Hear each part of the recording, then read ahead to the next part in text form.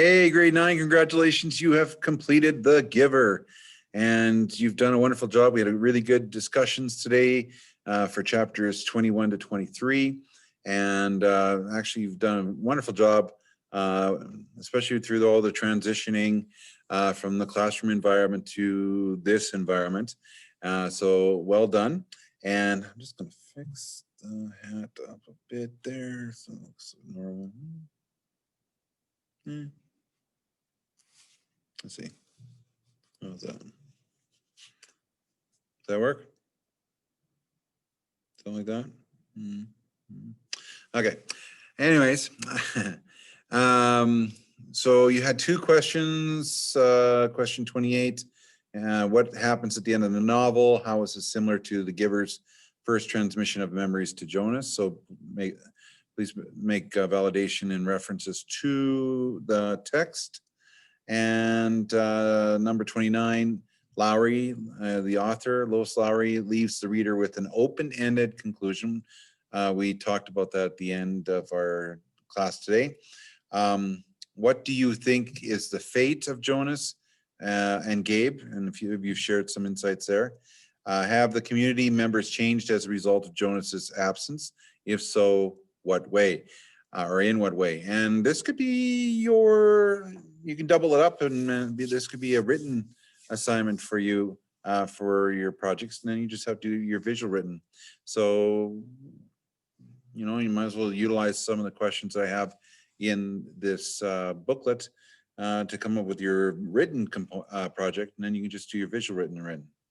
And that could be a poster, or it could be a scene from the novel with a little written caption, could be a story cube or a diagram, lots of different things you can do for visual written.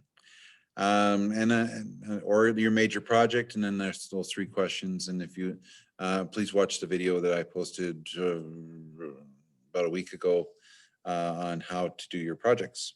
Okay, and also please watch the TED Talk video I did yesterday.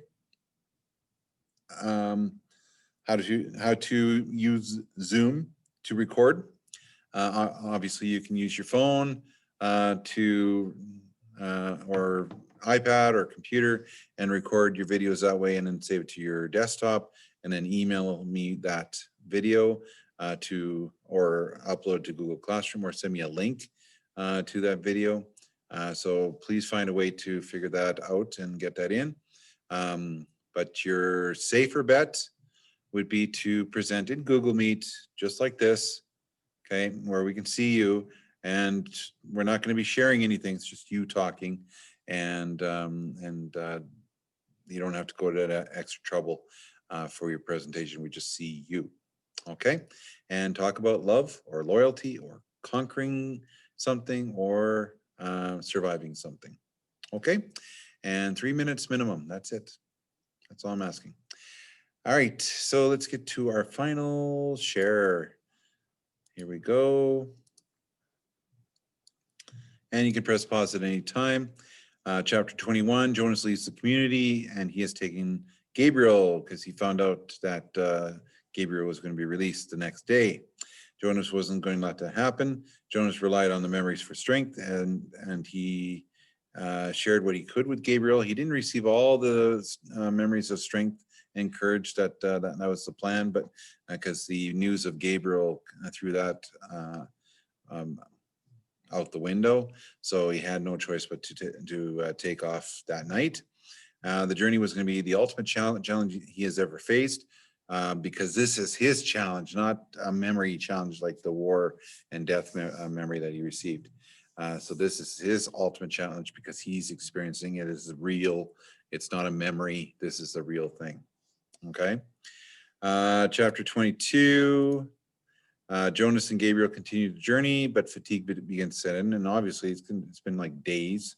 He's been riding his bike and then hiding from the planes and things like that.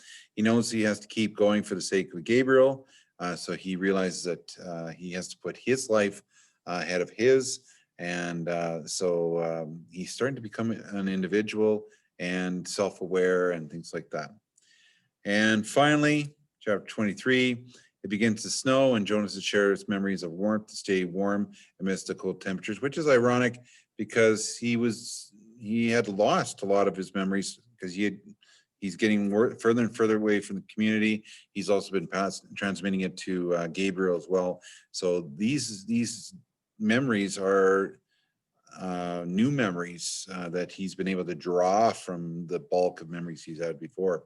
So and we tend to do that. We can have a memory of something, but we can also draw from that, and that usually happens through our dreams and our daydreams and stuff like that. He finds a sled like in the first memory he received from the giver. So that begs the question, and maybe you could do a written assignment on this. Our project for this is, was that the plan from the beginning? Like back and back and back, as Jonas always says. Did the first giver plant this memory as a means to hopefully break the cycle of sameness, because they realized the very first giver or whatever, or one of the givers at some point realized that sameness was not working because they gave up too much. They gave up too much of their individuality for security, and their sense of freedom is totally skewed. It's not what freedom is. To express yourself, the diversity, the mosaic of colors and culture and individuality, feelings, emotions, all that kind of stuff. They gave that all up.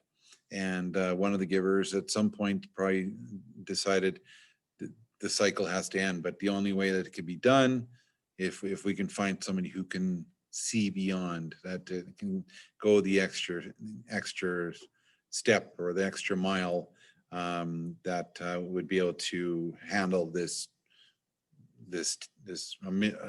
massive task of freeing the community and bringing them back to the real world, so to speak.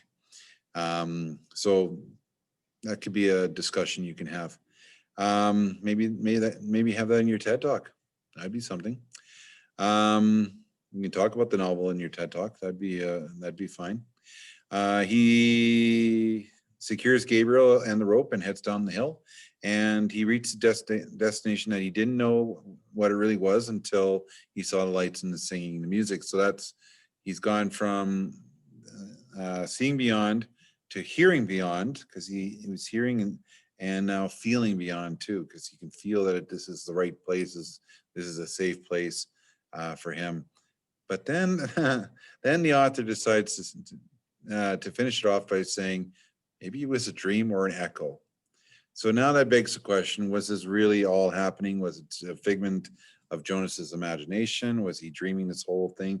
And maybe he was in the real world already and he was dreaming of all this leading up to, and trying to deal with something he's dealing with in the real world, and then bringing him back to this conclusion that individuality is important, diversity is important, that kind of thing.